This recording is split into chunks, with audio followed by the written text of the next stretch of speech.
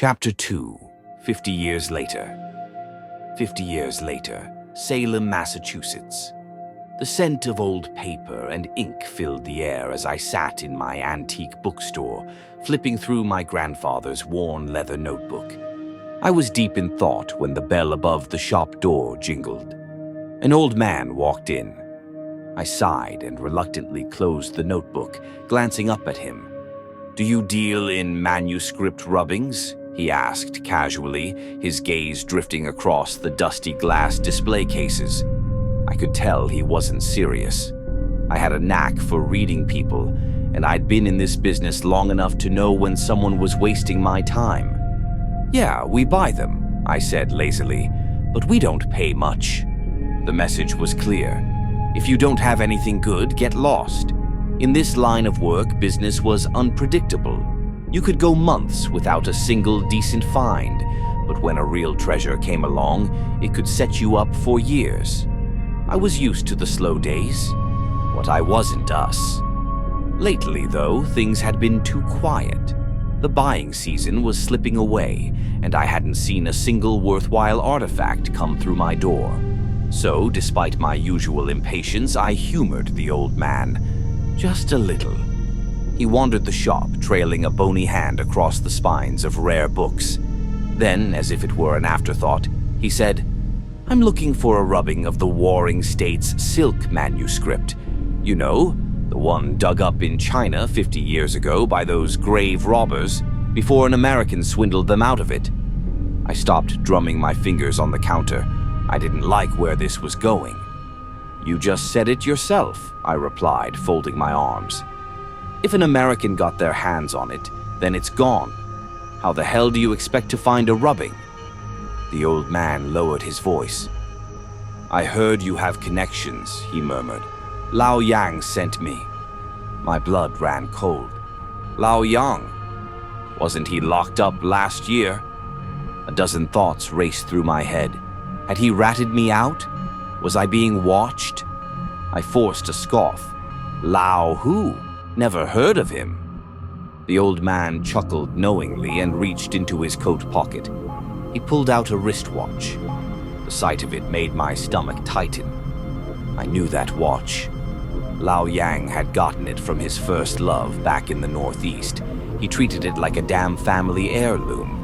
Every time he got drunk, he'd pull it out, stare at it, and mumble, "Juan, Lily." Once I asked him, "Hey, what was your girl's real name?" He frowned, thought hard for a moment, then started crying. Damn it, I forgot. If Lao Yang had given this watch to this man, it meant he trusted him. I did not.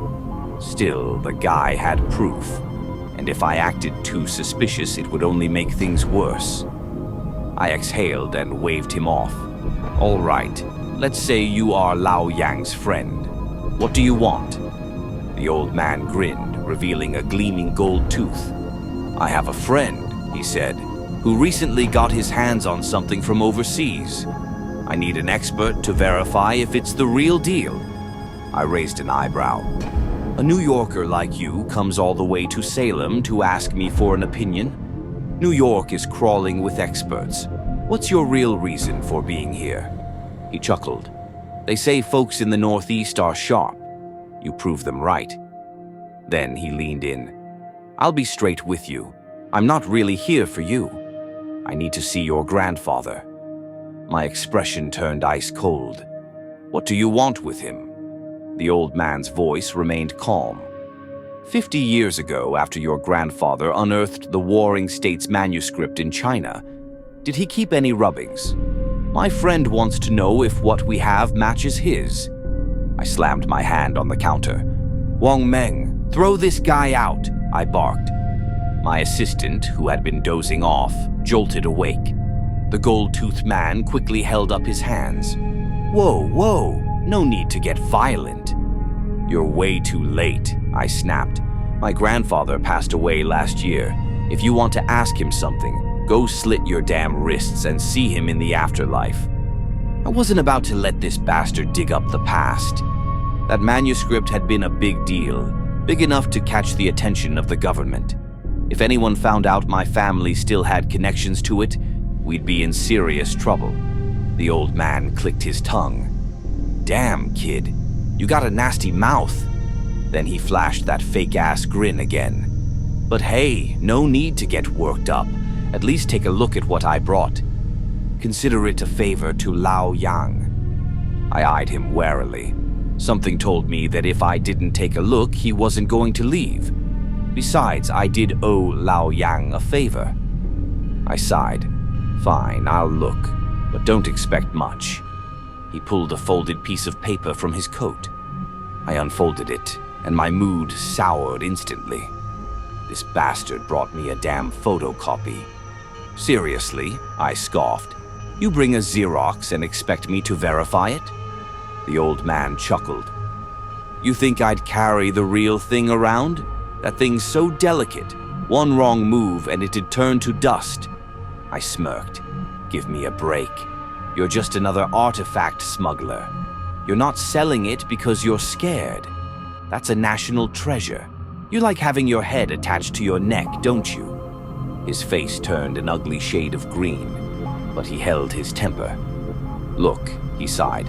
I'm just asking if this matches what your grandfather found. I glanced at the copy. It was authentic, but it wasn't my grandfather's manuscript. I sighed. This is a Warring States silk text, but it's a Han Dynasty copy, an old forgery.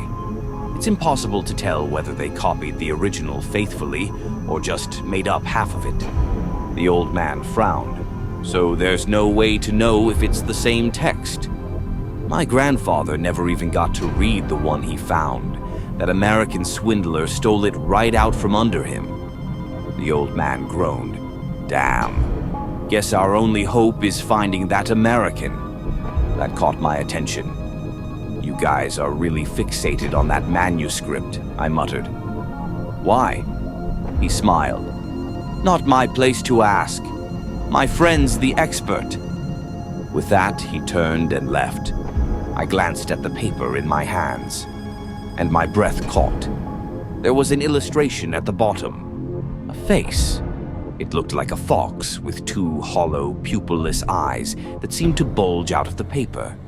I had never seen this manuscript before, and something told me it was important.